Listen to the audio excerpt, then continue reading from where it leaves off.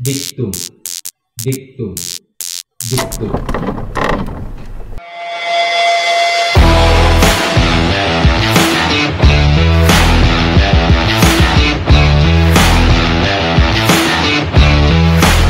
Pembelaan terhadap penyelenggara di bawahnya itu juga pasti ada. Sedangkan di DKPP ini kan dia merasa benar, tetapi divonis bersalah gitu kan. Jangan sampai kadang-kala kan yang namanya berbicara etik itu berbicara sesuai dan tidak sesuai, bukan berbicara salah dan benar. Waktu tahapan terus berjalan. Iya. Penyelenggara pemilu masih memerlukan orang yang bisa melakukan pekerja, sedangkan ini integritasnya dipertanyakan. Assalamualaikum warahmatullahi wabarakatuh. Waalaikumsalam. Halo sahabat Bawaslu Kalimantan Selatan, berjumpa lagi bersama saya di podcast dengan tajuk Diktum.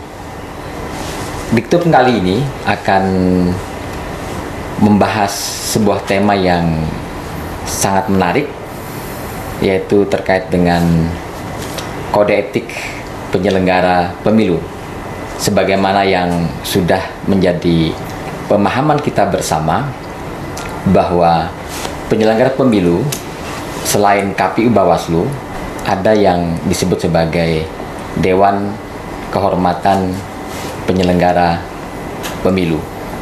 DKPP ini berawal dari sebuah proses pembentukan yang di tahun 2008. Saat itu nama DKPP dikenal sebagai Dewan Kehormatan Komisi Pemilihan Umum. Lahirnya di tahun 2008 yang merupakan institusi etik dalam hukum yang difungsikan Undang-Undang Nomor 22 Tahun 2007 tentang penyelenggara pemilu. Sejak semula keberadaan DKPP adalah untuk menyelesaikan persoalan pelanggaran kode etik yang dilakukan penyelenggara pemilu. Dalam pada itu, DKPP menjadi instrumen untuk memastikan pemilu berjalan secara demokratis dalam konteks substansi yang dilaksanakan oleh para penyelenggara pemilu, baik itu Komisi Pemilihan Umum maupun Badan Pengawas Pemilihan Umum. Tentu saja kehadiran DKPP dapat menjaga marwah penyelenggara pemilu. Untuk itu, di seri ketiga ini, saya, tuan rumah podcast pada hari ini, sudah menghadirkan 3 narasumber yang sudah lalang melintang di dunia penyelenggaraan pemilu. Mereka ini tentu saja kesehariannya tidak lepas dari proses etik, ya. Jadi ketika mereka melaksanakan peran fungsinya sebagai penyelenggara pemilu, ada penjaga yang memang harus mereka taati, baik itu perilaku maupun ucapan keseharian sebagai penyelenggara pemilu. 3 orang narasumber akan saya kenalkan kepada para pemirsa. Pertama adalah Korbit Penanganan Pelanggaran Bawaslu Kabupaten Baritokwala. Apa kabar? Alhamdulillah. Bang baik. Saifi namanya. Iya. Jadi keren Bang Saifi ya. Pakai apa namanya, topi Sutradara, Bang. topi sutradara. Ini kan biasanya kan host yang memakai Iya. topi seperti ini kan. Ini narasumber melebihi apa namanya, tren host pada hari ini. Tapi tidak apa-apa, saya sangat mengapresiasi ya. Terima Luar kasih. biasa. Yang kedua, Bang Fahrian. Siap. Tampil beda juga Bang Fahrian ya. Memang Bang Fahrian kesehariannya berkacamata, karena setiap waktu beliau ini seringkali baca-baca buku. Selain untuk penampilan biar ganteng. Ganteng sekali. Memang hari ini kelihatan memang gagah dan berani. Ini sangat ganteng. Gimana kabarnya Bang Fahrian? Alhamdulillah berkat doa Bang Aldo, saya Alhamdulillah. sehat walafiat dan rekan-rekan kami juga semua sehat. Alhamdulillah, syukurillah. Tadi dalam perjalanan aman. Ya, Kalau dari Tapin? Dari Tapin melalui Sungai Putih jalan pintas sehingga Sungai Putih. jalur cepat. Oh iya. Tidak melalui jalur biasa. 30 menit lebih cepat melalui jalan ini ya. Ya, jalan Martapura, Banjarbaru, Banjarmasin ya. Saya biasa lewat sana juga. Bahkan sekarang jalannya aspalnya bagus ya, mulus ya. Kecuali yang di bawah jembatan apa namanya itu? Sungai Putih. Tapi tidak lebih dari 10 meter ya. Ya, betul. Oke. Ya, Pak Fahrian ya. Siap. Kita nanti bicara masalah kode etik. Iya. Bang Fadil, apa kabarnya? Alhamdulillah sehat. Ini tepuk meriah dari penonton yang ada di sini. Ini menandakan Bang Fadil ini orangnya memang betul-betul humble gitu ya.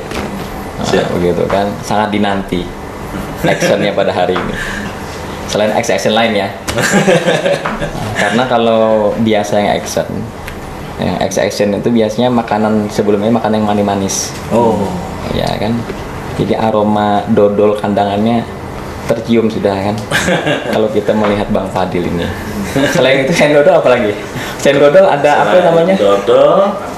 Ya, ketupat lah yang asin-asin ya. Ya, ketupat kandangan. Nah, selain manis ada asin. Jadi ini apa namanya? Manis asin ya? Iya, kolaborasi. Ya. Manis asin harus nano. Iya. Nano.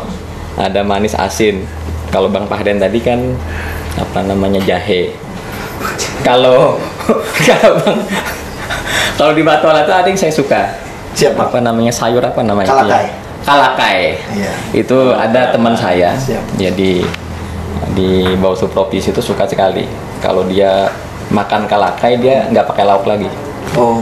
Ikan nggak perlu nasi. Jadi kalakai langsung dimakannya pakai nasi. Ada itu. Makanya bahannya subur sekali. Tinggi besar gitu kan. Nah, itu. Dia suka dengan kalakai. Berarti orang tuh rekan itu pemakan segala berarti ya.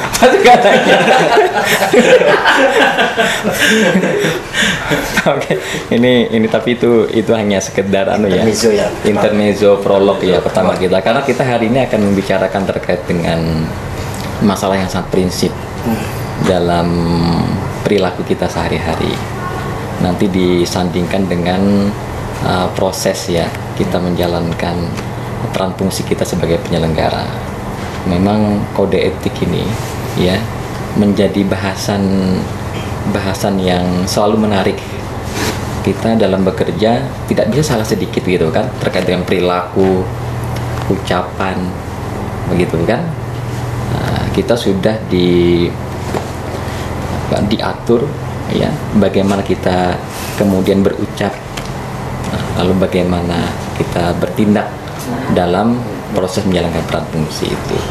Tentu saja abang-abang ini sudah memahami itu sebagai bagian dari kesatuan fungsi asas ya, asas moralitas, asas etika dan filosofis ya, bagi kita ya. Memang itu harus betul-betul kita jalankan supaya marwah penyelenggara ini ya selalu terpatri dalam sebuah proses penyelenggaraan pemilu ini. Oke, saya mengawali ya kepada Bang Saifi ya. Iya. Gimana Bang Saifi terkait dengan proses penegakan kode etik penyelenggara pemilu di Kabupaten Margakuala? Tentu saja kan ada dua perspektif ya. Kode etik dalam proses laporan langsung ke DKPP, kode etik dalam konteks penanganan di penyelenggara ad hoc. Nah, mungkin Bang Saifi bisa menjelaskan supaya publik mengetahui. Ya, terima kasih Bang. Menarik dari pertanyaan Abang berkenaan itu. Kemarin kalau tidak salah pada pemilu 2019 Bawaslu Kabupaten Baritokwala pernah menangani etik untuk ad hoc Bang. Yakni khususnya itu di wilayah Panwaslu Kecamatan Alalak. Kemarin itu kejadian yang terjadi adalah salah satu Panwaslu Kecamatan, yakni dulunya menjabat sebagai ketua, dan setelah pelaksanaan itu yang sebelum keluar Perbawaslu 4 tahun 2019 yang pada awalnya kita melakukan penanganan kemudian memeriksa, kemudian mengkaji dan lain sebagainya, yang hingga endingnya itu langsung kita sampaikan kepada DKPP. Nah pada saat itu yang kebetulan pada saat itu Bang Aldo yang mendampingi kita dari awal sampai akhir bersama tim Bawaslu Betul, Provinsi. saya masih ingat. Iya. Saat itu belum ada aturan ya Betul. yang kemudian dapat memberikan pemahaman kepada kita terkait dengan pelanggaran kode etik yang dilakukan oleh penyelenggara ad hoc. Betul Bang, jadi berdampak dari itulah Bawaslu RI melakukan pengkajian yang akhirnya keluarlah Perbawaslu 4 tahun 2019 tersebut 19, ya. terkait penanganan etik untuk ad hoc. Iya.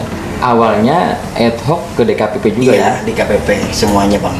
Namun kemudian itu diserahkan ke kabupaten Iya, kota kabupaten kota begitu untuk juga. menyelesaikannya. Proses Betul. penyelesaiannya gimana?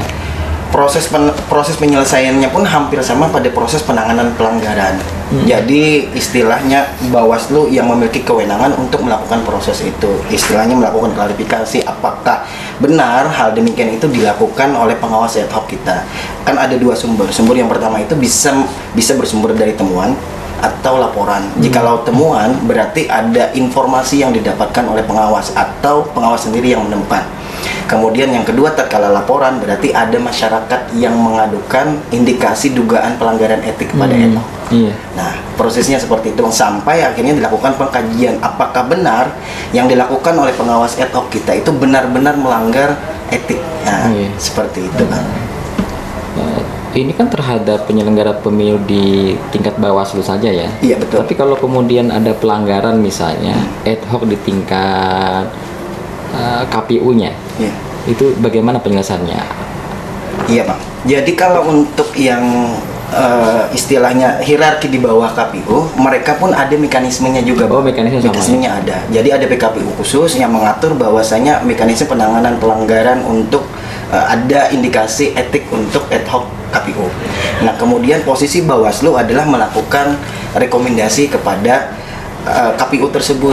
KPU dengan Sebagai pelapor ya? iya, sebagai pelapor dari hasil kajian yang kita lakukan. Seperti itu, Bang. Jadi Meneruskan ya? ya meneruskan kepada KPU bahwasanya memang ada indikasi dugaan pelanggaran etik yang dilakukan oleh ad hoc KPU. Iya, temuan disampaikan oleh Bawaslu, pengawas pemilu, begitu kan? Betul, Bang. Hasil kajian dilanjutkan kepada KPU. Komisi Pemilihan Umum. Betul. Lalu kemudian Komisi Pemilihan Umum menyelesaikan Iya. ya proses penanganan etik tersebut ya. Betul, Bang. Oh, ya. Begitu juga laporan ya, laporan oleh masyarakat itu ke Bawaslu, Iya. juga dapat diselesaikan oleh Bawaslu, lalu tujuannya juga ke KPU kalau Juga itu ke KPU, Bang. Iya. Jadi kan prosesnya ada dua. Kalau memang itu laporan, masyarakat bisa melaporkan langsung kepada KPU. Ke KPU. Atau mau melaporkan kepada Bawaslu. Kalau ke Bawaslu berarti melalui mekanisme perbawaslunya, Bang. Proses penanganan pelanggaran hingga endingnya apakah memang dugaan pelanggaran etik memang menyangkut penyelenggara ad hoc untuk KPU itu, setelah itu baru direkomendasikan oleh Bawaslu kepada Komisi Pemilihan Umum. Seperti itu, Bang. Umum ya. Siap. Kalau terhadap penyelenggara pemilu tingkat kabupaten kota sampai ke atas provinsi maupun Bawaslu RI itu bisa menjadi temuan Bawaslu langsung disampaikan ke DKPP. Nah, artinya ada perbedaan, Bang. Kalaunya untuk KPU RI, KPU Provinsi, KPU Kabupaten Kota, kemudian Bawaslu RI, Bawaslu Provinsi, dan Bawaslu Kabupaten Kota, jikalau ada indikasi dugaan pelanggaran etik, itu langsung diadukan kepada Dewan Kehormatan Penyelenggara Pemilu, Bang. Ada dua konsep. Konsep yang pertama, bisa langsung ke sana secara tertulis atau melalui online. Jadi ada mekanismenya untuk menyampaikan aduan tersebut kepada ya. DKPP. Siap, Bang. Jadi bisa langsung disampaikan ke DKPP ya. Siap. Pelapornya yang mempunyai legal standing sama dengan proses pelaporan yang di Bawaslu ya. Betul. Warga negara Indonesia Betul, yang Bang. punya pilih, pemantau gitu ya. Betul. Dengan catatan formil dan materinya harus terpenuhi. Terpenuhi, ya. Betul. Jadi kan dengan proses itu sebagaimana pasal 456 yang menyatakan bahwasanya kan penanganan etik itu memang dilakukan oleh 458 ayat 10, Bang. Ayat 10. Jadi Ya. yang pertama itu dilakukan adalah pendaftaran, setelah itu dan atau dilakukan verifikasi. Nah, setelah memenuhi persyaratan baru dilakukan persidangan. Persidangan ya. Nah, dengan proses persidangan seperti apa dan bagaimana hasilnya baru dihasilkan dengan putusan DKPP. Apakah hasilnya itu memenuhi kriteria atau unsur melanggar kode etik atau tidak? Seperti itu, Bang. Perkara yang di Batola kemarin itu sanksinya apa? Kemarin kalau di Batola itu sanksinya ada pemberhentian Pemberhentian tetap ya, pemberhentian untuk tetap. pengawas Kecamatan. kecamatan Siap. ya. Siap bang. Satu orang atau subjeknya 3 orang? 1 orang bang. Oh, 1 orang subjek ya. Karena iya subjek yang melakukan adalah atas nama orang tersebut. Oh, Atas nama subjek sendiri lah istilahnya bang. Bukan perilakunya dilakukan langsung lah oleh Betul. subjek tersebut ya. Betul bang. Oke, kasus satu aja? Atau ada lagi kasus lain yang Kalau ada untuk etik? kalau etik hanya 1. Hanya 1 ya? Iya hanya 1. Untuk ad hoc itu ya? Oke, makasih Pak. Saya Terima kasih, Pak Hrian dulu. Bang Hrian, Siap. di Tapin gimana? Tapi Proses penanganan pelanggaran etik. lumayan banyak sebenarnya. 2019 kita menangani 2 penanganan etik di tingkat KPU, yaitu jajaran KPPS. 2000 Pilkada 2020 kita ada internal Bawaslu ad hoc, ada 2 kasus, dan jajaran KPU ada 3 kasus. Banyak juga karena ini alhamdulillah, karena memang bagi kita adalah penyelenggara itu harus kita awasi secara ketat supaya jangan sampai memberi contoh yang tidak tepat. Karena ada sumpah janji jabatan yang harus mereka jalankan.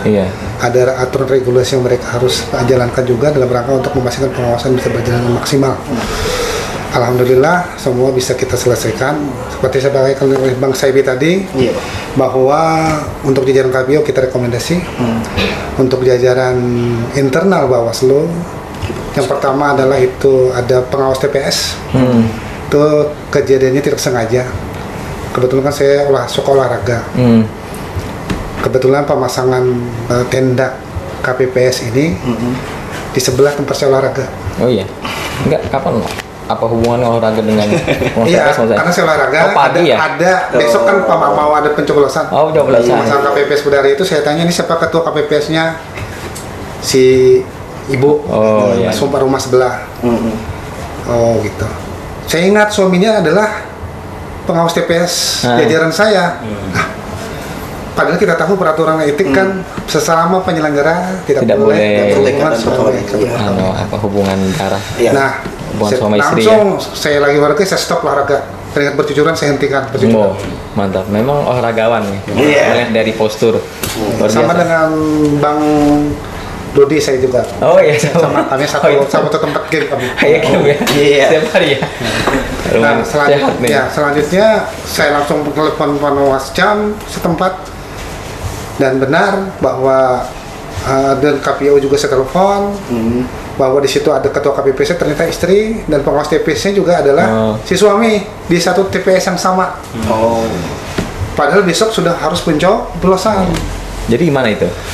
Itu langsung saya, karena kita tahu bahwa ini harus koordinasikan dengan ketua Bawaslu, kita harus ada melakukan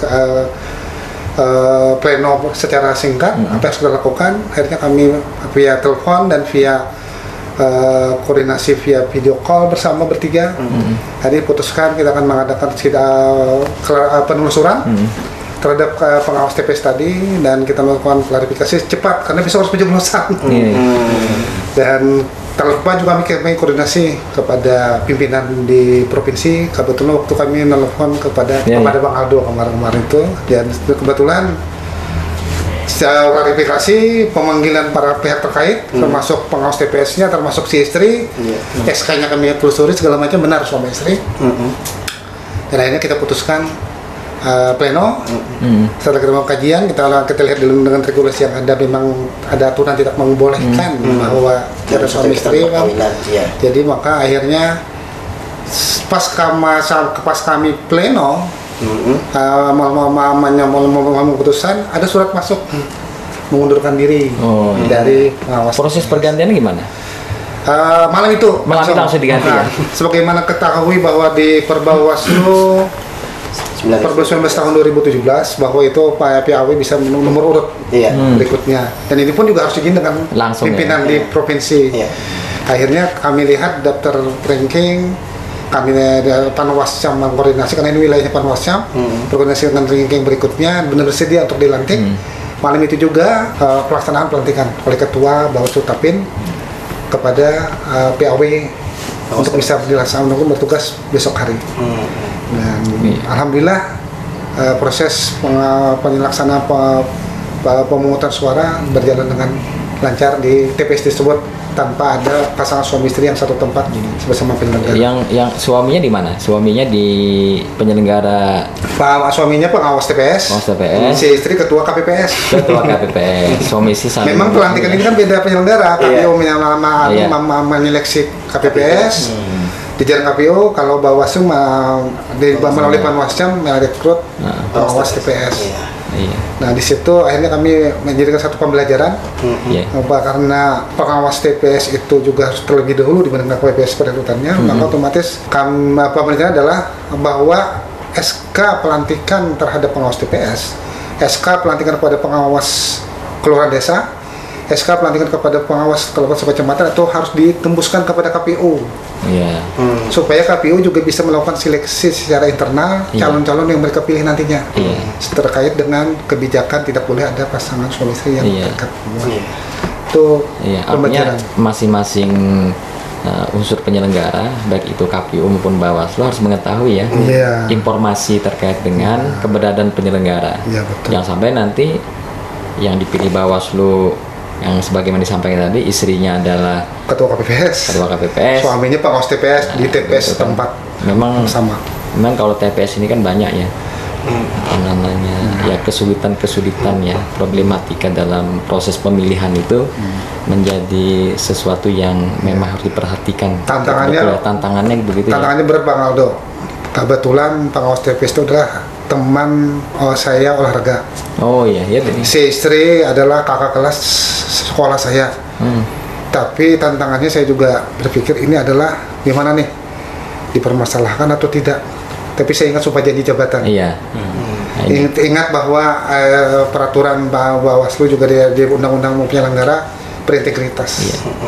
Udah bisa mempertanggungjawabkan amanah. Karena kalau misalnya berisu kukuh Bang Fahrian pada pilihannya, maka yang di DKP kan Bang Fahriannya. Iya. Begitu kan? Iya betul. Begitu ya? Sebenarnya Ini bukan, kalau itu kan urusan dunia Pak Aldo, tapi adalah menyelangkahi Oh, sumpah iya, janji iya. jabatan. Iya, urusan Untuk dunia dulu ya. berada di atas. Iya. Kalau sumpah jabatan demi Allah. Iya. Gitu kan? Iya. Itu memang melekat aspek spiritual. Iya. Gitu kan? Tapi kan dalam persoalan ini kan ada juga gitu kan? Ada hukum dunia tadi di Hukum KPP. dunia kan? Dewan Kehormatan Penyelenggara Nah, Pemilu. itu. Jadi dengan niat bismillah, walaupun akhirnya teman dengan nama terpaksa, tapi kemarin tuh kita pengennya begini, Pak si A gitu ya, Bapak kan tahu bahwa aturannya tidak boleh tahu. Kenapa istri Bapak bersedia menjabat sebagai KPPS, padahal Bapak tahu dilantik lebih dulu. Siapa tahu nggak ketahuan. Iya itu. Nah, sekarang nggak ketahuan. Saya mohon maaf, kita berteman. Tapi saya aturan semau tidak mau saya harus tegas untuk ini. Karena saya diamanahi untuk menjalankan amanah kerja sesuai dengan Iya. sumpah jabatan. Hmm. Kira-kira Bapak maklum kan? Ya maklum. Sekarang pilihan Bapak gimana? Itu pendekatan persuasif Bang persuasif Fahrian ya. secara biologis. Biologis. Iya, secara biologis, secara jasmani dan rohaninya lah. Iya, pendekatan persuasif. Biologis. Pendekatan iya. Biologis itu suami Kalau istri, Bang Pak. Fahrian ini unik juga dia. Tadi membawa aspek jasmani. Iya. Nah kan, ini biologis gitu kan. Iya. Ini menarik Ini ini. saking semangatnya. Semangat. Saking semangatnya. Iya.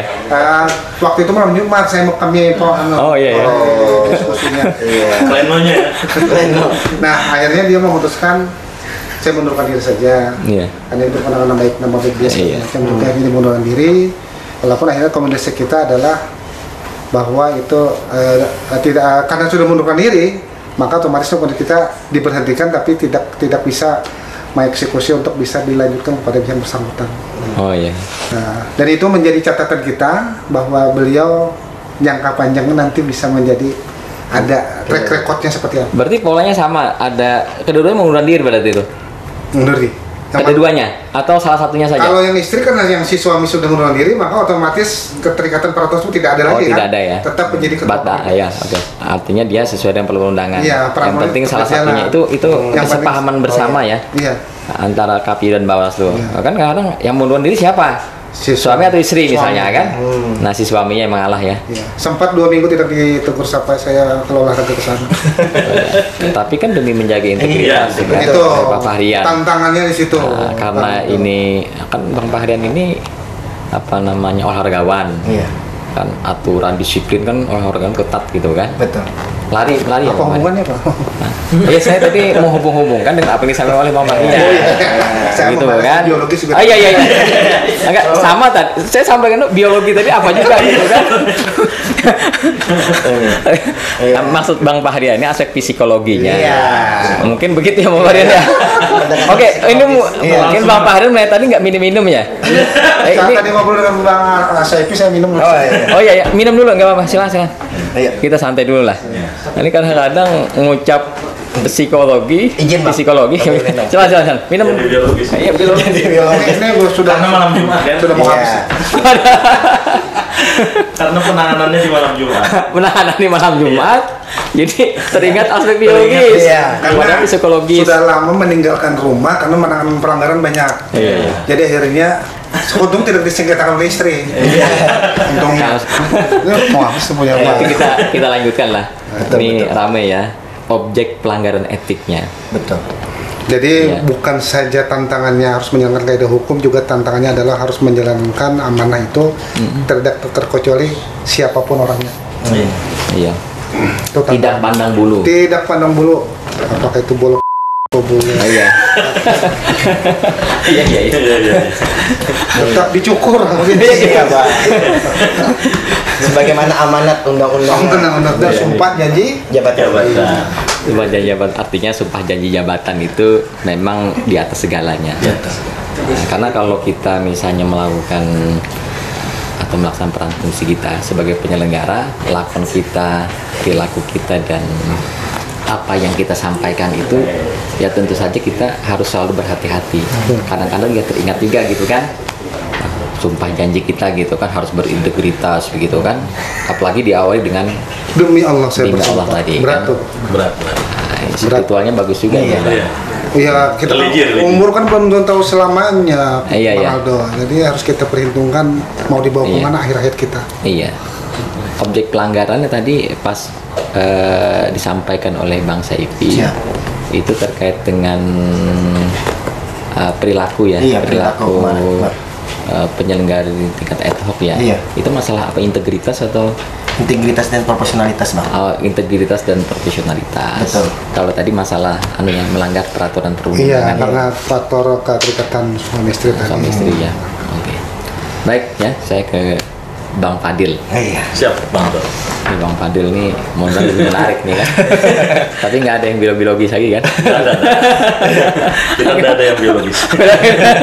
Psikologi ya. Ya, karena Gimana? tidak ada yang ditangani sampai malam Jumat kan. Iya, iya. Tidak ada biologis. Ya memang kan ya Bang Fahrian tadi karena memang kajiannya itu kan setiap malam gitu kan. Iya. Betul. Artinya kita tidak bisa kemudian memungkiri melewati malam Jumat. Iya. Meskipun malam Jumat itu ada malam sakral. Iya. Gitu kan bagi Bang Sahria, Bang Fahrian. Fahrian. Begitu kan? Iya. Nah, karena peran fungsi kan kita jalankan setiap hari 1 kali 24 jam. Iya, Iya. betul. Nah, gitu kan, apalagi ada laporan. Nah, terlebih ada juga temuan gitu kan Betul. yang ditemukan oleh kita. Betul. Artinya kita tidak bisa kemudian melewati malam-malam yang sangat bersahaja itu dengan nyaman gitu kan.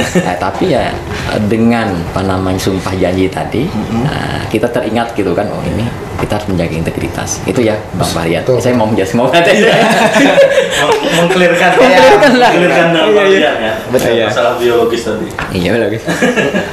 Enggak, ini kan ini nanti tertular. Saya khawatir karena kan kabupaten kota yang paling dekat dengan Tapin ASS. adalah Hulu Sungai Selatan. Kalau Batola Hanya jauh, numpang kan? lewat, Bang. Hanya numpang lewat ya. Hanya numpang lewat. Tapin yang numpang Iya, lewat nih. numpang lewat. Mau lewat jalan jembatan Rumpiang. Iya. Kalau jembatan Rumpiang ke kota. Oke, saya tanya dulu. Oke. Gimana Bang Fadil proses penanganan etik di Hulu Sungai Selatan? Kalau di Hulu Sungai Selatan, alhamdulillah tidak ada penanganan etik. Oh, tidak ada? Tidak ada. Dari pilkada kemudian pemilu tidak ada penanganan etik. Alhamdulillah. Tidak ada ya. Tidak ada. Artinya Aman dari awal ya. Aman dari ya. awal diantisipasi ya. Ya, antisipasi. Gimana cara melakukannya? Ini luar biasa ini kan. Bagi Ya. penyelenggara ad hoc ini. Penyelenggara ad hoc ini ya tentunya kita kan bisa berbagai macam fasilitas kita Iya. gunakan kan. Iya. Misalnya kalau misalnya ada afiliasi partai politik dan lain sebagainya kan kita bisa lewat aplikasi Sipol kan. Itu akan terdeteksi kan. Oh, iya. Kebetulan saya kan dua periode di pengawas desa. Iya. Habis itu 2 periode di pengawas kecamatan. Kecamatan. Kan? Tepatnya di Kecamatan Padang Batung dulu. Ya. Nah itu kemarin memang sempat ada waktu rekrutmen pengawas desa. Nah cuman karena kita berbagai media itu bisa kita gunakan, nah sehingga kan afiliasi partai politik ini bisa kita cegah di awal kan. Jadi administrasi udah Clear. kita clearkan di awal gitu kan. Jadi tidak ada lah kalau penanganan etik dari saya Panwascam kemudian ke Bawaslu Kabupaten tidak ada penanganan Tidak etik. ada ya. Nah, alhamdulillah Artinya tidak ada. mulai dari awal sudah diantisipasi. Diantisipasi. Ada aspek-aspek pencegahan. pencegahan. Apa namanya? Pencegahan yang dilakukan oleh teman-teman di Hulu Sungai Selatan ya.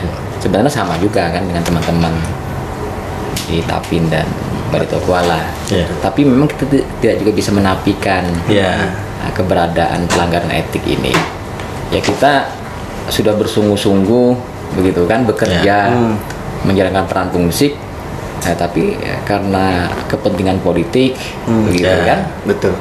Nah ini kan kita berjibaku dengan persoalan-persoalan politik. Ya. Nggak bisa kita kemudian menafikan itu. Gitu. Saya pun pernah di DKPP kan juga. Iya. Gitu kan. Mungkin abang-abang ini tahu gitu kan. Nah, tapi nggak usah saya ceritakan. Gitu kan. Saya ingin bertanya saja hari ini.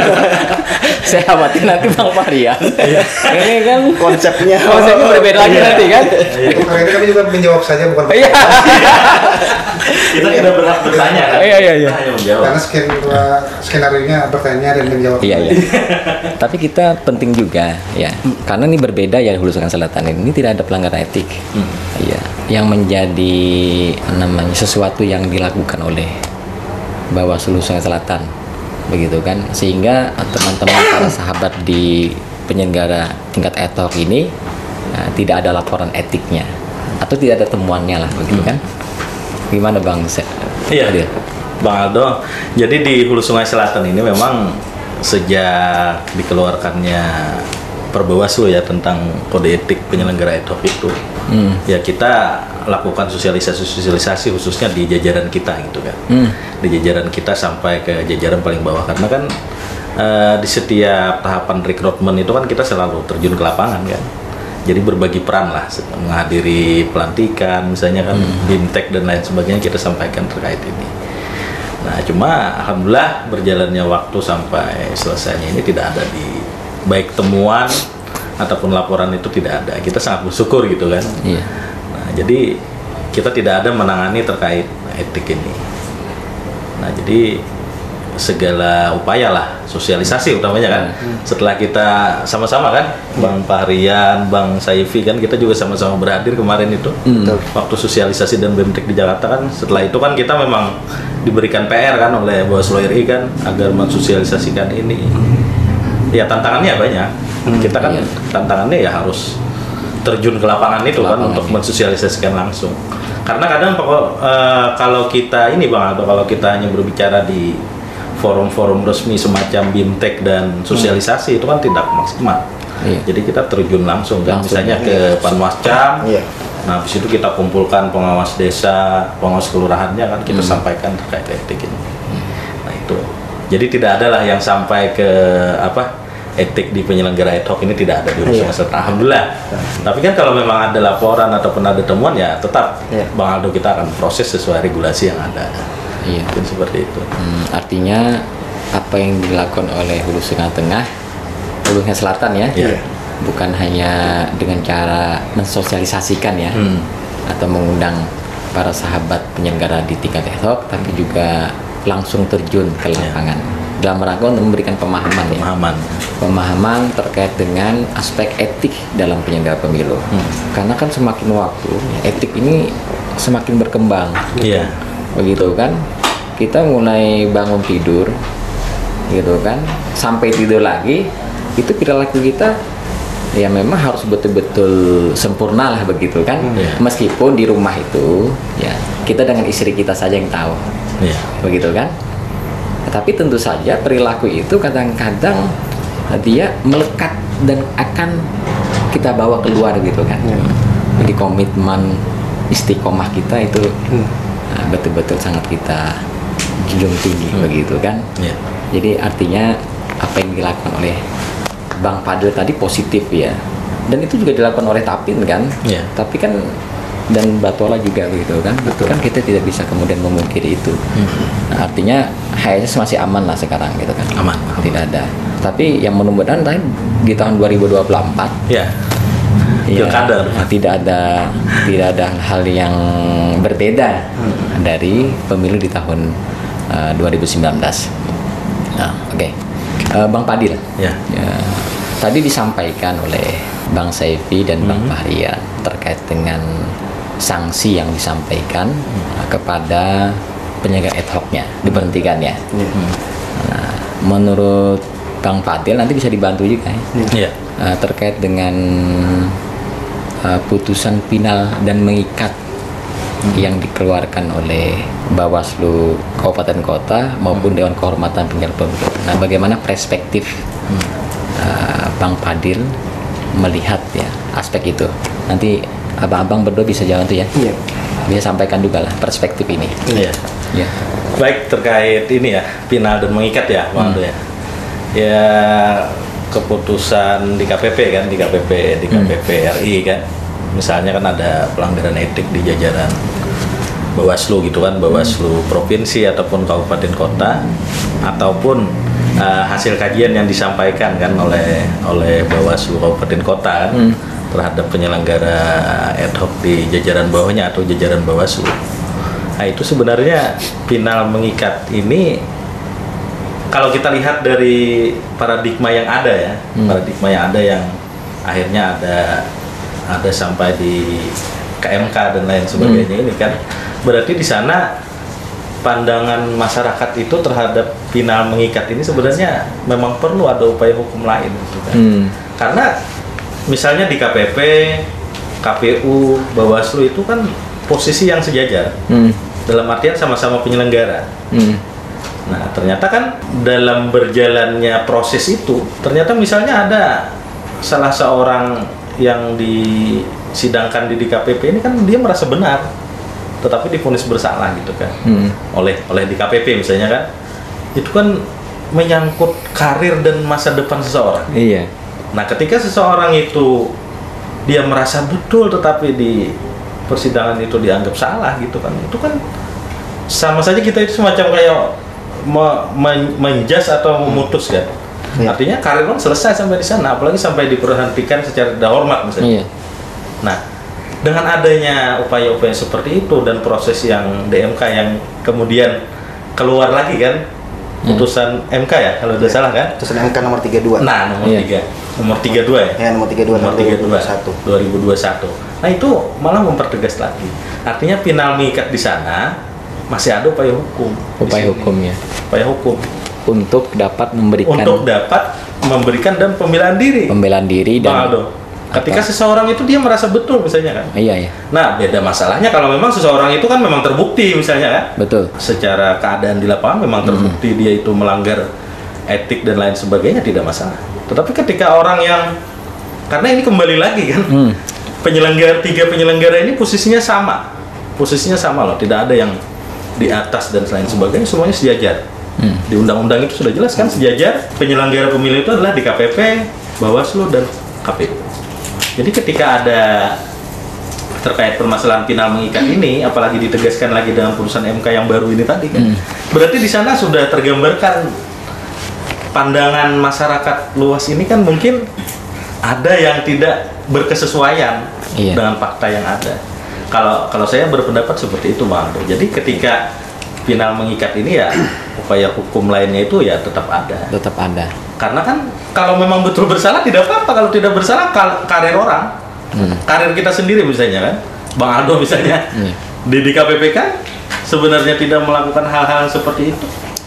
Misalnya karena dalam kata lain sama sejajar dalam sebuah penyelenggara ini, dalam satu sisi kan supaya ada kontrol gitu kan Iya. terhadap 3 penyelenggara ini. Kalau tidak ada saling kontrol, nanti malah Iya. masuk angin atau bahasa lainnya tuh seperti itulah. Iya, iya, iya. Akhirnya kan Artinya ada yang ada dikorbankan. ikhtiar bagi kita Ada ikhtiar.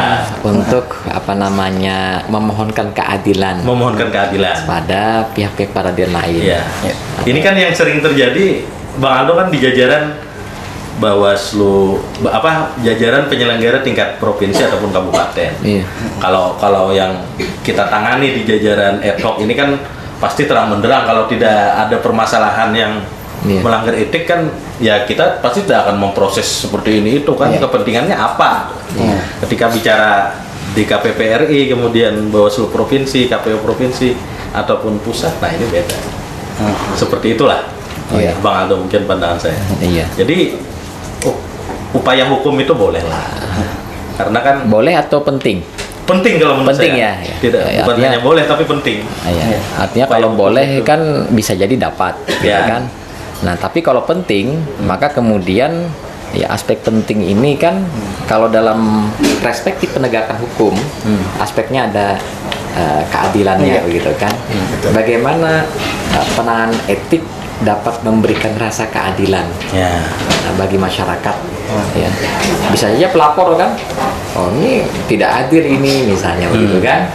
Sedangkan dia memang betul-betul melakukan perbuatan etik. Nah, kenapa kemudian direhabilitasi misalnya seperti itu, gitu kan? Tapi kedua belah pihak tentu saja dapat melakukan upaya hukum, ya, setelah putusannya Iya. yang disematkan kepadanya. Oke, saya ke Bang Saifi ya. Iya. Bang Saifi juga bisa menjelaskan perspektifnya terkait dengan apa yang disampaikan oleh Iya. Bang Fadil tadi. Terima kasih Bang Aldo. Jadi apa yang disampaikan oleh Bang Fadil tadi, kita sependapat, namun ada beberapa hal yang perlu saya tambahkan lagi. Karena berbicara berkenaan dengan putusan final dan mengikat ini memang sudah termaktub jelas di Undang-Undang 7 tahun 2017 berdasarkan pasal 458 ayat 13. Nah, final dan mengikat ini adalah khusus untuk presiden, KPU dan turunan KPU Republik Indonesia, kemudian KPU provinsi dan KPU kabupaten kota beserta Bawaslu Republik Indonesia, provinsi dan Bawaslu kabupaten kota.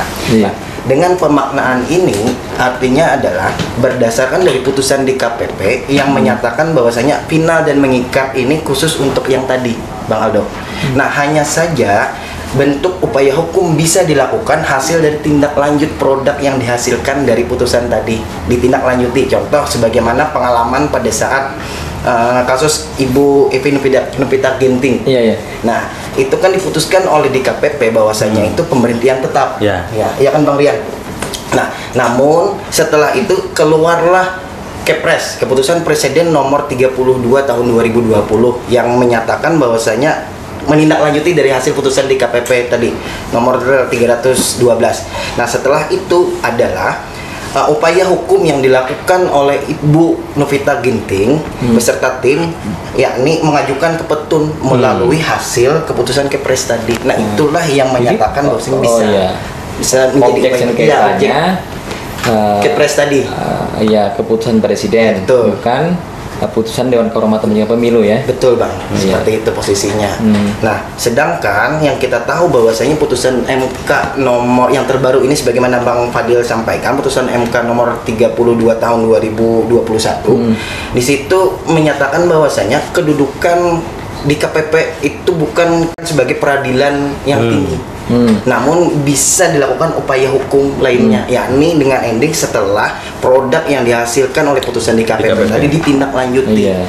Jadi produk tindak lanjutnya maksudnya yang itu kemudian yang jadi objek tidak final administrasi. mengikat. Betul ya. Bang, seperti itu. Karena pemahaman. itu adalah bagian dari objek tun. Betul, objek tun. Gitu ya. Objek tun. Ya tergantung lembaganya ya. Betul. Kalau misalnya Bawaslu Kabupaten, Bawaslu Provinsi diberhentikan oleh DKPP, maka kemudian ya tergantung KPU-nya. Betul. Kalau diberhentikan oleh KPU, digugat kembali, dilakukan upaya hukum Nah, terkait dengan keputusan KPU-nya atau keputusan Bawaslu-nya. Betul. Maka itu adalah bagian dari objek yang kemudian dinyatakan tidak final mengikat begitu tadi ya. Betul. Nah, jadi final mengikat itu dalam undang-undang termaktub untuk DKPP. Betul. Dewan Kehormatan menyumbangkan itu ada putusan. Nah, seperti itu ya. Betul. Oh, perspektifnya menarik juga nih ya kalau kita diskusikan ya. Iya. Oke. Gimana Bang Fahrian? Ya, terima kasih Bang Aldo. Kalau sudah keluar putusan MK ya kita mau dipisah tim pihak Iya. lagi. Padahal kita tahu final mengikat itu tidak bisa digugat sebenarnya. Ini pembelajaran sebenarnya. Sebelum memutuskan sesuatu hal, kita lihat embrio soal permasalahan. Iya. Yang sampai akhirnya kita membuat keputusan, apakah itu Bawaslu kota, provinsi atau RI, itu menjadi suatu permasalahan. Bukan titik tapi koma jadinya. Untuk bisa menghasilkan suatu putusan itu supaya jangan sampai akhirnya bisa geser kemarin lagi. Kan kita tahu untuk menyelesaikan suatu penanganan pelanggaran itu ada proses. Mulai dari temuan, laporan, atau terus setelah itu kita melakukan membentukkan tim klarifikasi. Ada proses klarifikasi pemanggilan para pihak. Ada setelah itu beberapa tahap ada pengkajian sesuai dengan prosedur peraturan undang-undangannya. Dan juga jangan lupa sebelum putusan juga harus kita umpan balikan kan kita tahu setiap klarifikasi itu kan ada berita acara proses klarifikasi dan ditandatangani oleh pihak yang diklarifikasi. Kalau dia menandatangani dengan bermaterai, berarti dia mengakui apa yang sudah diklarifikasi pada hari itu. Artinya kalau dia berbalik mempermasalahkan dan dia tandatangani, ini tanda tanya, ya. Nah, kesimpulan diambil, rekomendasi diambil, itu sudah menjadikan penguat dasar regulasi yang kita bisa pakai dari dua alat kaji yang harus kita dua alat bukti yang kita harus penuhi tadi. Jangan sampai kita langkah. Nah, disitulah peran kita berkoordinasi, kan ada aturan kepada para ahli, kepada kalau Bawaslu kepada pimpinan di atas, kalau provinsi pimpinan kepada Bawaslu RI, ada tim ahlinya di provinsi RI. Sehingga putusan kita ambil itu menjadi kekuatan secara kolektif kolegial secara berjenjang. Bukan saja kolektif kolegial antar sesama internal penyelenggara kabupaten kota, komisi anggota komisioner, tapi juga lintas sektoral ke atas untuk bisa menguatkan parameter yang kita putuskan. Karena bagaimanapun kalau ini terus menjadi permasalahan akan digugat terus. Pertama adalah kewibawaan kelembagaan dipertanyakan. Putusan itu apakah betul-betul bisa menjadi putusan yang bisa menjadi dasar kekuatan hukum, melakukan kajian yang kuat dengan regulasi yang ada. Terus kedua adalah memperhambat proses tahapan penyelenggaraan. Karena dengan adanya gugatan lanjut segala macam, maka kita tidak bisa menentuk PAW. Karena apa? Contoh, sebelum kita memutuskan ini, karena akhirnya ada gugat. Sebelum PAW itu naik, maka otomatis kita harus menunggu dulu gugatan yang kita putuskan tadi. Kalau pas dia menang, setelah PAW sudah dilantik, ayo. Itu yang masalah. Itu jadi masalah. Iya. Makanya proses tahapan penanganan pelanggaran itu harus matang. Jangan lengah sedikit pun. Segala macam aspek yang bersifat sumber dari permasalahan itu harus kita kunci. Maksudnya ini koordinat yang matang atau proses penanganannya? Kalau proses penanganan ini kan bersandar pada kapasitas seseorang, gitu kan? Dan Bang Fahri mau menyampaikan seperti itu kan maksudnya? Iya betul. Maksudnya adalah kita kan sini ada tim ya. Pengawas pemilu itu kan bukan saja Kordip HPP, tapi juga ada anggota lain, ada penguasa lain, dan juga ada bagian sekretariat yang membantu pelaksanaan proses penyelenggaraan pemilihan. Nah, tak ada juga pimpinan, ada juga para ahli yang di bidang hukum, tempat konsultasi segala macam. Nah, itu kita gunakan dalam rangka untuk memastikan apa yang kita putuskan itu menjadi sebuah kekuatan hukum tidak bisa dipermasalahkan kemudian. Nah, tapi itu hak, karena keluar tadi MK itu hak daripada pihak yang merasa dirugikan. Nah, kemarin barusan saya sebelum kesini juga berkoordinasi dengan teman-teman di anggota Bawaslu Kabupaten Tapin, dan memang kami sudah jalankan. Sebelum kita memutuskan sebuah hal, itu memang kita harus berkoordinasi kepada pihak tergugat atau pihak yang dilaporkan bahwa putusan akan seperti ini segala macam, ada permasalahan segala macam, supaya nantinya kemudian itu tidak ada permasalahan lanjutan. Kalau seandainya proses kajian, proses pandangan pelanggaran itu ternyata masih ada permasalahan yang menjadi permasalahan lanjutan, itu harus kita antisipasi dari awal, sehingga itu bisa menjadi antisipasi ada permasalahan lanjutan karena proses tahapan penyelenggaraan ini terus berjalan. Iya, itu aspek mitigasi lah, Iya. kan, dalam konteks penyelenggaraan pemilu. Betul. Gitu ya. Jadi kita sudah mengantisipasi mulai dari awal poin-poin apa saja yang kemudian dapat kita lakukan. Jadi perintah undang-undang kita laksanakan, kewajibannya apa-apa saja, larangan-larangan apa saja, dan itu merupakan bagian dari aspek moralitas yang harus kita laksanakan. Tentu saja objek ini kan tergantung pada pola penanganan etiknya. Betul. Ya, kalau tata cara mekanisme yang merupakan bagian dari kesalahan kita, tentu saja kan administratif. Betul. Tapi kalau administratif itu dapat memberhentikan kita sebagai penyelenggara, tentu saja kan ada aspek rasa keadilan yang kemudian harus kita tuntut sebagai teradu. Betul. Kan seperti itu. Ini saya kan hanya melanggar terkait dengan tata cara mekanisme. Mestinya ini diberikan peringatan saja lah, begitu kan? Atau tentu saja rehabilitasi kan? Iya. Kan seperti itu. Tapi kalau menyangkut masalah integritas, misalnya kan, menerima duitkah itu gitu kan? Atau aspek moralitas lain yang mengganggu proses penyelenggaraan pemilu kita, nah mungkin itu memungkinkan untuk kemudian diberhentikan, tapi upaya hukum tetap dapat dilakukan. Kan seperti itu gitu kan. Aspeknya dua.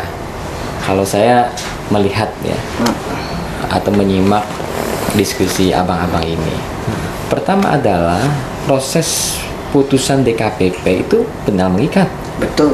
gitu kan. Tetapi proses pemberhentian kan, yang dilakukan oleh pejabat berwenang terhadap penyelenggara itu, nah, gitu kan, maka itu dapat dilakukan upaya hukum. Salah satunya ke tun, gitu kan, dia tidak final Dan mengikat karena dia adalah merupakan objek tun. Saya mendengar dari Bang Fahrian dan Bang Fadil menyatakan bahwa dapat dilakukan semestinya iya. upaya banding, setidaknya upaya korektif lah. Tapi siapa atau lembaga apa yang dapat melakukan upaya korektif? Betul. Nah, karena di atas DKPP tidak ada lagi, kan seperti itu kan? Apa namanya? Apa yang kemudian abang-abang sampaikan ini? Jadi menurut abang-abang gimana? Apa putusan DKPP ini dapat dilakukan upaya banding menurut perspektifnya? Tapi kalau perspektif yang menurut putusan MK itu ya tentu saja pejabat berwenang, begitu kan, presiden, keputusan presiden itu dapat dilakukan upaya hukum ke pengadilan tata usaha negara, misalnya seperti itu kan. Tapi putusan DKPP yang tidak dapat memberikan rasa keadilan baik itu bagi pengadu dan teradu. Nah, apakah ini pemahaman kita, apakah juga dapat ini kan? Keinginannya gimana ini? Ya. Menurut Bang Fadil, Bang Sepi. Jadi gini, Bang. Ya. Sebagaimana yang kita ketahui berdasarkan Undang-Undang 7 tahun 2017 kan pasal 1 angka 7 artinya penyelenggara pemilu sebagaimana yang disampaikan Bang Fadil itu satu kesatuan fungsi. Ada Bawaslu, ada KPU, ada penyelenggara pemilu yang di dalamnya mereka itu harus berkolaborasi dengan catatan membuat yang namanya harmonisasi. Jangan sampai ada yang dalam tanda kutip lebih superior lah daripada yang lain, padahal kedudukan dalam undang-undang itu perspektifnya sama. Tidak ada ada perbedaan karena memang fungsinya berbeda seperti itu, namun kedudukannya tetap sama. Nah, kemudian sebagaimana yang Bang Aldo sampaikan juga berdasarkan pada pasal 458 ayat 13, sebelumnya kan ada ayat 10. Nah, ayat 10 itu berbicara terkait dengan bagaimana dia melakukan aduan, habis itu penelitian, verifikasi, kemudian baru dilakukan persidangan dan pembelaan. Nah, kadangkala sebagaimana yang kita ketahui pada saat persidangan etik itu hanya satu kali aja, Bang. Nah, harusnya kalau memang bisa itu bisa dilakukan beberapa kali dengan catatan bisa melakukan pembelaan. Biar komprehensif lah. Jangan sampai kadangkala kan yang namanya berbicara etik itu berbicara sesuai dan tidak sesuai, bukan berbicara salah dan benar. Sebenarnya karena berbicara sesuai dan tidak sesuai harus memberikan bukti dan fakta yang benar dan jelas. Kadangkala dengan aspek dengan apa istilahnya yang kita harapkan itu tidak sesuai dengan hasil putusan yang disampaikan oleh Bang Fadil tadi. Kadangkala seperti itu. Yang sebenarnya tidak kita lakukan ternyata diputuskan adalah peringatan.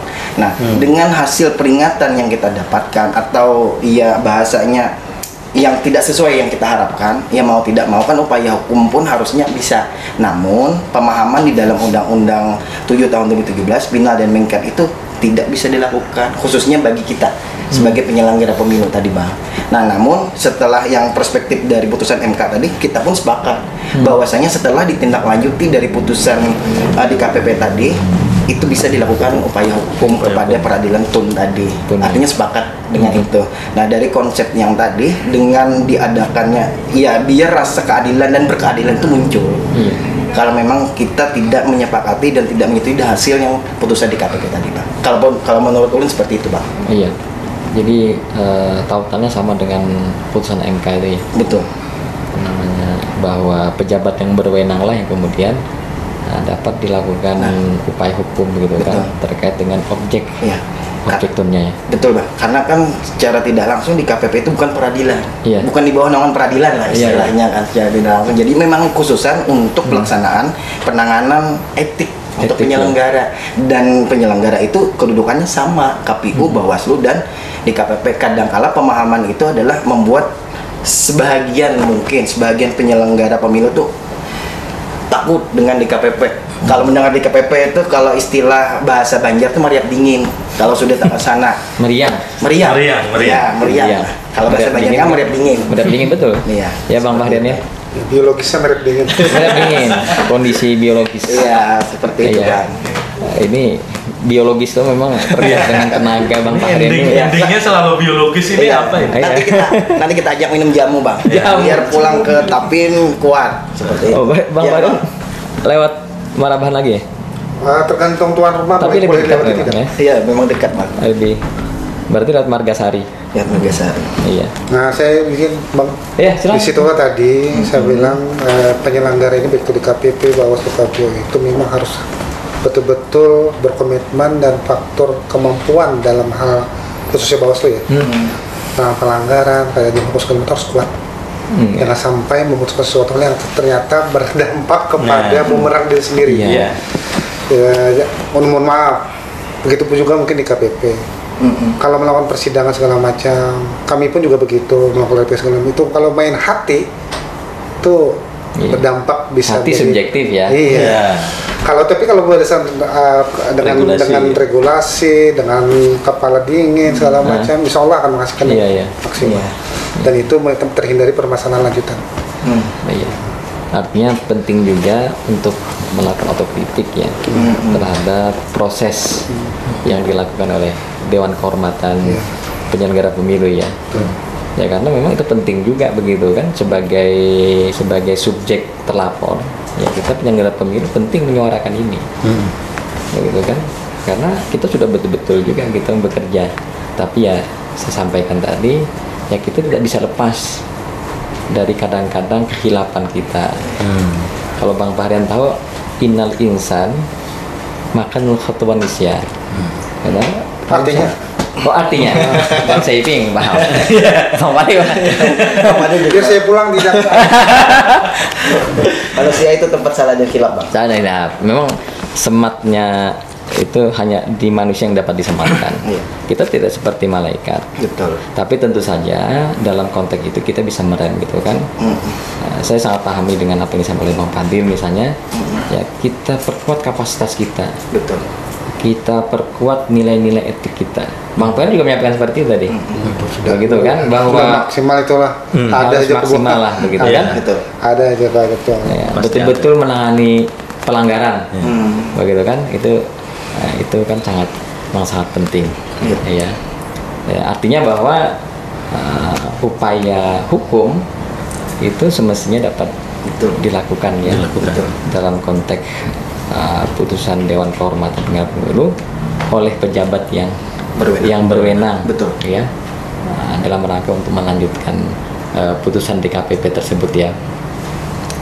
Memang itu akhirnya akan menimbulkan aspek kekhawatiran juga begitu kan bagi kita yang ada di penyelenggara pemilu tentu saja. Aspek kekhawatirannya ini kan tidak dapat dilakukan upaya hukum. Ya kita udah pasrah. Sedangkan kita tidak tentu bersalah kan? Iya. Apalagi kita megang dokumen dan sebagainya, bukti dan sebagainya kan, misalnya. Iya. Seperti yang terjadi kan KPU RI itu kan yang disampaikan Saipi tadi. Nah, Iya. dan ini juga Bang Aldo juga ini berlaku juga. Saya menggarisbawahi ini ya, harmonisasi dan Betul. terhadap Satu kesatuan fungsi Nah. dari penyelenggara. satu kesatuan fungsi tadi penyelenggara. Ini juga berlaku ketika kita penanganan etik ad hoc. Nah, misalnya kan kita menerima laporan ataupun temuan terhadap penyelenggara ad hoc di jajaran KPU. Nah, kita kan akan berproses tuh. Ada mekanisme yang kita jalankan sesuai regulasi kan.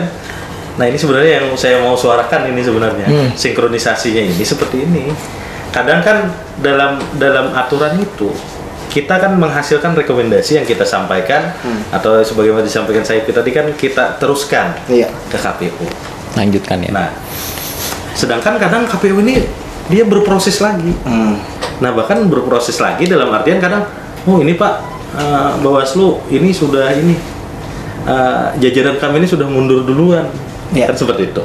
Kadang kan mereka lebih mengambil mekanisme yang seperti itu. Dan kita tidak pungkiri itu, kadang seperti itu. Disuruh mundur. Ya. Nah, ini kemudian ketika sudah kita berproses dari awal, klarifikasi, memanggil para pihak dan lain sebagainya, kemudian kita rekomendasikan ke KPU. Harusnya KPU itu tinggal memplenokan hasil kajian kita, hasil rekomendasi kita itu kan. Tidak perlu lagi mengulang dari awal dan proses itu dari awal lagi terulang lagi kan itu. Nah, ini sebenarnya kadang yang kita perlu duduk satu meja, KPU, Bawaslu, ya kan? Begitu juga dengan DKPP mungkin terkait hal yang lain. Nah, cuma yang ini saya sampaikan ini adalah antara KPU Bawaslu lah. Baik itu jajaran pusat sampai provinsi sampai kabupaten. Sehingga dalam melaksanakan proses itu tidak terulang. Iya. Maksud saya kan seperti itu. Iya. Nah, jadi ketika ada sinkronisasi terkait PKPU, kemudian per Bawaslu, akhirnya itu menjadi harmonisasi yang baik gitu kan. Iya.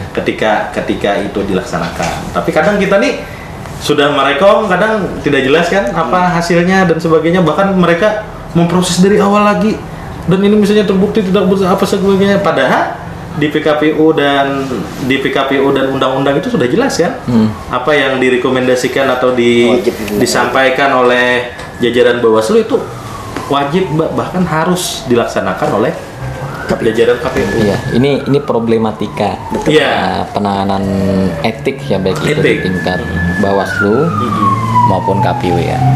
Karena kalau kemudian ada temuan atau laporan ya terkait dengan penyelenggara tingkat ad hoc, tentu saja kita rekomendasikan ke penyelenggara tingkat ad hoc yang membawahi. Iya, yang membawahi. Misalnya KPU di KPU ya KPU kan. Nah, maksud Bang Fadil, kenapa kemudian harus diperiksa kembali? Iya. Sedangkan kan secara regulasi mereka tidak ada juga mekanisme yang harus itu kan sudah kita produk kita kan sudah ada kan. Misalnya ini temuan atau laporan, kemudian kita kaji, kita klarifikasi, pihak terkait kita panggil dan sebagainya. Hasilnya adalah rekomendasi. Misalnya kita sampaikan KPU. Tapi mereka malah mengulang lagi kan. Iya. Nah, ini yang perlu harmonisasi gitu kan terkait PKPU, per Bawaslu dan lain sebagainya.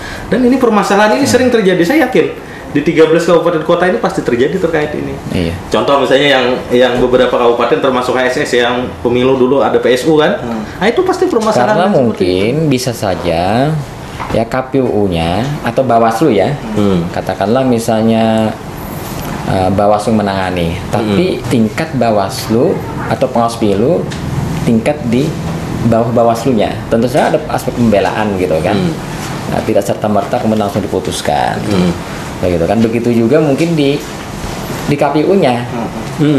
Jadi pembelaan terhadap penyelenggara di bawahnya itu juga pasti ada. Begitu kan. Artinya rekomendasi yang disampaikan oleh Bawaslu itu tentu saja harus dilakukan, bukan kajian ulang. Mungkin ya. Mungkin kita tidak menghadirkan KPU di sini. Iya. Tetapi agar lebih komprehensif lah begitu kan. Betul yang dilakukan oleh Bawaslu, proses kajian, klarifikasi dan sebagainya. Begitu kan. Namun kan terlebih daripada itu ya KPU ingin memastikan juga ini kan penyelenggara saya di tingkat bawah. Begitu kan.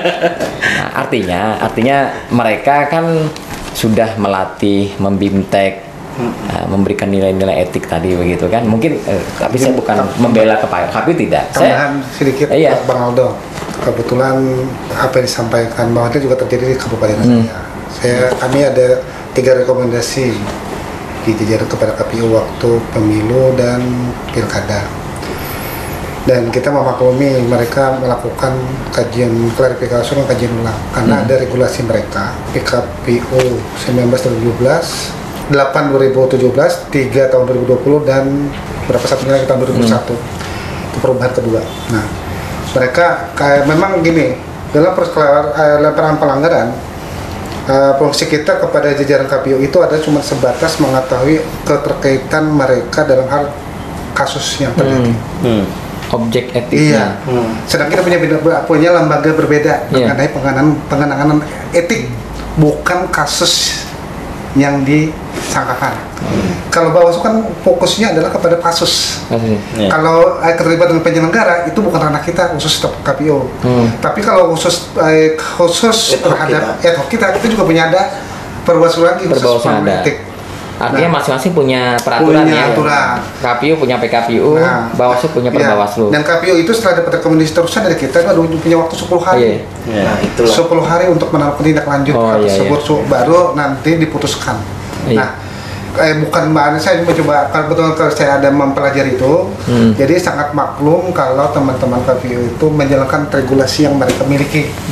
Karena mereka penanganan etik mereka pun mempunyai norma dan kaidah yang tersendiri. Begitu juga kita, khusus juga dengan Bawaslu juga. Kalau kita sudah melakukan penanganan pelanggaran terhadap kasus itu, kami pernah sama Gakumdu begini, kesimpulan yang kami ambil dari pembahasan kedua tersebut tidak mengaitkan terhadap etik penyelenggara internal Bawaslu, tapi terhadap kasus yang kita simpulkan. Terhadap penyelenggara itu kita tersendiri. Kembali pada Perbawaslu 4 2019 kita melakukan penanganan kembali dengan mengambil pleno berbeda dengan pleno hasil dari penanganan kasus sebelum yang ditangani. Jadi ada 2 pleno khusus internal ad hoc, ada pleno penanganan pelanggaran yang kita kasus Terus regulasinya seperti itu. Nah, KPU juga seperti itu. Mereka diberi tempo kan rekomendasi itu sama saja dengan laporan. Sama saja dengan laporan kepada KPU sendiri untuk jajaran mereka itu mereka diberi waktu 10 hari. Dan mereka harus melakukan klarifikasi dan kajian seperti itu sehingga baru-baru berita pleno. Maksud Bang Padel ini mungkin begini. Waktu tahapan terus berjalan. Penyelenggara pemilu masih memerlukan orang yang bisa melakukan pekerja, sedangkan ini integritasnya dipertanyakan. Nah, kenapa kita tidak bisa duduk bersama? Mungkin RI lah, membuat kebijakan yang membuat itu bisa lebih simpel, harmoni lah, supaya akhirnya apa yang menjadi rekomendasi Bawaslu itu bisa cepat dieksekusi tanpa harus menunggu waktu yang cukup panjang. Sifat tahapan terus eksekutorial. Betul. Rekomendasi yang disampaikan oleh Bawaslu KPU. Nah, apakah mempunyai hukum kekuatan mengikat atau tidak? Apakah ini harus dilanjutkan oleh KPU atau tidak? Kan seperti itu ya. Ya mestinya dilanjutkan oleh KPU. Karena kan kita sudah melakukan satu proses kajian yang mendalam terkait dengan proses penanganan etiknya. Karena kita kasusnya itu gimana? Ini Bang Padel itu gimana ya? Apakah memang harus langsung ditindaklanjuti? Harus misalnya katakanlah rekomendasi Bawaslu diberhentikan, begitu kan? Tanpa panjang lebar, hanya memeriksa dokumen-dokumen, lalu kemudian yaudah sama perspektifnya dengan Bawaslu. Artinya kan kekuatan mengikat Bawaslu dalam konteks rekomendasinya kan langsung ditindaklanjuti. Artinya ada kepastian hukum dalam konteks tindak lanjut itu. Gimana Bang Padil?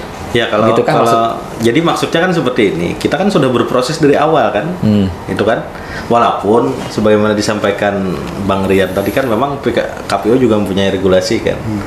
Nah, karena dalam hal ini kadang kan sudah terang benderang kan, permasalahan ini terang benderang kan, jadi tinggal sebenarnya hasil dari itu.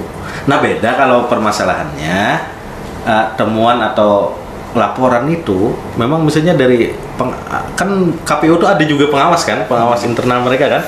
Nah misalnya menemukan ataupun ada laporan masyarakat langsung ke KPU ya oke, boleh itu berproses gitu kan. jalan mekanisme mereka. Iya. Ini kan masalahnya rekomendasi yang dihasilkan oleh mekanisme yang dilakukan oleh Bawaslu. Nah, kalau saya untuk efektif dan efisien, nah kemudian prosesnya ini terus berjalan tadi sebagaimana disampaikan Bang Rian, sebenarnya kalau saya berpandangan ya seperti misalnya kita merekomendasikan PSU kan. Iya. Contoh ya, Langsung. Tapi itu merekomendasikan PSU. wajib ditindaklanjuti. Wajib ditindaklanjuti dan mereka memang berproses, Oh, iya. Bang Aldo. Berproses, mereka memplenokan hasil rekomendasi kita kan. Nah, maksud saya alangkah lebih baik seperti itu kan, jadi tidak Iya. berpanjang-panjang waktu sampai 5 hari 10 hari, sedangkan mendekati misalnya permasalahan itu ditemukan mendekati hari H misalnya, kan ini jadi masalah kan. Iya. Oh ya, orang ini misalnya sampai besok hari logistik apa segala, sedangkan integritasnya atau apanya etik Iya. secara moral dan sebagainya dia ini Sangat tidak. memberikan dampak ya. Nah, itu kan bagi pandangan penyelenggaraan. masyarakat terhadap itu. Kalau saya sih seperti itu, Iya. karena sangat perlu ini. Setiap tahapan pun sebenarnya kita perlu Iya. sinkronisasi dan harmonisasi. Artinya ini terkait dengan pola hubungan abang-abang sekalian betul. dengan KPU-nya bagaimana Iya. begitu kan. Ini kan tinggal didiskusikan Iya. Nah itu. tingkat kabupaten kota. Kami pun seperti itu ya di Sebenarnya provinsi. Gitu ya Bang ya. Konyong-konyong rekomendasi masuk tanpa ada koordinasi lebih dulu sehingga membuat kaget segala macam. Iya. Karena dalam proses penanganan pelanggaran pun ada keterkaitan dengan penyelenggaraan mereka, kita juga berkabar. Iya. Kita juga ngasih tahu ke Memberikan mereka, kabar ya. pemberitahuan, karena kalau ditapin gini Pak, bukan sekonyong-konyong memanggil jajaran KPU untuk menjadi yang diklarifikasi, tapi juga kita kepada KPU-nya menyampaikan, memberitahukan bahwa kami akan memanggil, minta diizinkan, Bang. Oh iya. Dan mereka jadi tahu ada kasus apa segala macam. Permisi ya. Nah, apakah jajaran mereka itu perlu didampingi atau tidak, itu kan di internal mereka. Nah, karena bisa saja KPPS itu kan orangnya mungkin SDM-nya segala macam, Iya. sehingga jawaban bisa yang sebenarnya tidak dilakukan, jawaban salah jadi dilakukan. Iya. Kalau perlu pendampingan, otomatis kan mereka juga Tapi bisa menjawab. selama ini itu yang dilakukan oleh Bawaslu Tapin ya. Bawaslu Seberapa Tapin- efektif kira-kira Oh, rekomendasi? sangat efektif. Efektif sekali ya. Keberadaan kita di Bawaslu di Tapin itu tiap rekomendasi alhamdulillah Ini langsung pengalaman ya. langsung ditindaklanjuti. Kalau istilah Nah, teman-teman KPU. peradilannya bisa menjadi jurisprudensi Iya, gitu betul. kan. Meskipun Dan- ini bukan putusan. Dan apapun yang kami rekomendasikan itu selalu ditindaklanjuti teman-teman KPU sesegera mungkin. Itu karena apa? Efektivitas seperti itu, apa karena terkait dengan pola hubungan tadi, atau mulai dari awal memang mereka memahami dan mengerti aspek regulasi yang termuat dalam Nah, Undang-Undang 7. itu Memang karena mengerti ya. kewajiban dalam sebuah regulasi Oh, iya. mereka harus menindaklanjuti. Terapi juga harus diiringi dengan keharmonisan kerja antar lembaga, Oh iya. sehingga apa yang mereka lakukan tersebut bisa bekerja dengan hati nurani yang dengan nyaman, Oke. bukan untuk keterpaksaan karena regulasi. Oh, iya. Ini ya kayak di Tapin ya. Kalau di gimana? Di Batola. Kalau di Batola itu sebagaimana yang disampaikan oleh Bang Fadil dengan Bang Rian, kita pun juga hampir sama Bang. Jadi dalam memahami semua regulasi itu ada kan teman-teman di KPU ada tim hukum. Jadi kita koordinasi dengan tim hukum sebagaimana yang disampaikan oleh Bang Rian, ada PKPU-nya seperti ini dan bagaimana. Nah, mungkin kalau pendapat ulun secara pribadi adalah sebagaimana yang disampaikan Bang Fadil tadi, bahwasanya cukup check and balancing saja, check and balance yang seperti itu. Kalau memang terbukti dan terang benderang, kenapa tidak dieksekusi? Sama halnya seperti yang dilakukan oleh teman-teman di Bawaslu ASS dengan Bawaslu Banjar kemarin waktu pilkada terkait PSU Bang. Jadi kan dengan waktu yang ditentukan hanya beberapa hari, kalau tidak salah 6 hari maksimal kalau PSU itu langsung harus dilaksanakan dari setelah putung surat. Nah, kembali lagi pada etik tadi, kalau etik paling tidak ada berbatas waktu lah, jangan terlalu lama. Karena kalau berbicara penanganan etik itu kan ibaratnya kalau di Perbawaslu 4 tahun 2019 kita di Bawaslu itu berbunyi khususan lebih kepada pemilu. Kalau pada pilkada kadangkala itu pemahaman yang bisa berbeda. Nah, kadangkala dengan pemahaman itu hampir sama sebenarnya yang dilakukan posisinya rekomendasi kita dengan penanganan administrasi Bang. Nah, dengan penanganan administrasi dan etik itu kadangkala secara tidak langsung bisa membuat teman-teman di KPU itu memahaminya yang berbeda dengan pemahaman Bawaslu. Nah, kadangkala itu yang membuat kita tidak harmonis atau tidak sinkron antara pemahaman Bawaslu dengan pemahaman KPU. Nah, makanya diperlukan ke depan regulasi yang tepat dari pimpinan kita di pusat. Seperti apa dan bagaimana mekanismenya tatkala rekomendasi yang dikeluarkan oleh Bawaslu baik administrasi maupun etik itu bisa terselesaikan dengan cepat dan efisien. Seperti itu. Artinya pola hubungan itu penting ya. Betul, Bang. Jadi, Sangat mulai dari awal sudah didesain untuk supaya penyelenggara pemilu baik itu Bawaslu tingkat provinsi, kabupaten, kota untuk dapat membangun harmonisasi dengan penyelenggara di sampingnya baik itu KPU maupun Bawaslu. Seperti itu ya. Memang kalau kita membangun hal seperti itu harus diawali dengan niat yang baik, yang tulus gitu kan, bahwa memang dalam proses penyelenggaraan pemilu seperti ini ya kita adalah merupakan bagian dari satu kesatuan fungsi penyelenggara pemilu. betul. Kita tidak lepas dari penyelenggara pemilu ya, yang tentu saja tidak terlepas dari praktik-praktik ya penyelenggaraan etik, administratif maupun aspek hukum lain yang lainnya. Para sahabat Bawaslu Kalimantan Selatan, tentu saja ketika kita menyimak diskusi pada hari ini sungguh sangat menarik. Pembicara-pembicara telah menyampaikan sebuah dinamika problematika yang terjadi di setiap kabupaten kota. Tadi ada juga terkait dengan aspek-aspek putusan dari Dewan Kehormatan Penyelenggara Pemilu yang final dan mengikat. Ini menjadi diskusi yang sangat hangat sekali karena perlu dilakukan upaya hukum terkait dengan putusan DKPP. Namun tentu saja terkait dengan putusan yang dikeluarkan lalu kemudian menjadi eksekusi bagi pejabat yang berwenang seperti keputusan presiden, lalu kemudian Komisi Pemilihan Umum Republik Indonesia dan Bawaslu Republik Indonesia, tentu saja dapat dilakukan upaya hukum sepanjang ada objek tun atau objek sengketa yang dapat ditegakkan dalam proses peradilan tersebut. Tadi juga menarik ya terkait dengan pola hubungan antara Bawaslu dan Komisi Pemilihan Umum terkait dengan rekomendasi yang disampaikan oleh Bawaslu. Apakah mempunyai sifat eksetorial? Apakah dapat langsung ditindaklanjuti oleh Komisi Pemilihan Umum? Tentu saja pola seperti ini antara Bawaslu dan KPU harus mempunyai pola hubungan yang sama. Bagaimana KPU dan Bawaslu harus duduk bersama dalam rangka untuk menjamin aspek kepastian hukum bagi penyelenggara pemilu, baik bagi Bawaslu maupun KPU. Karena persoalan etik adalah merupakan persoalan prinsip dasar perilaku, ucapan yang kemudian ini adalah merupakan bagian dari implementasi dari aspek kesatuan asas moral, etika, dan filosofis.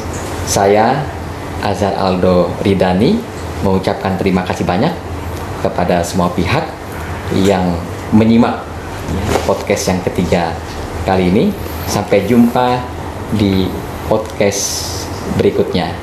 Salam awas, salam penegakan hukum pemilu. Assalamualaikum warahmatullahi wabarakatuh.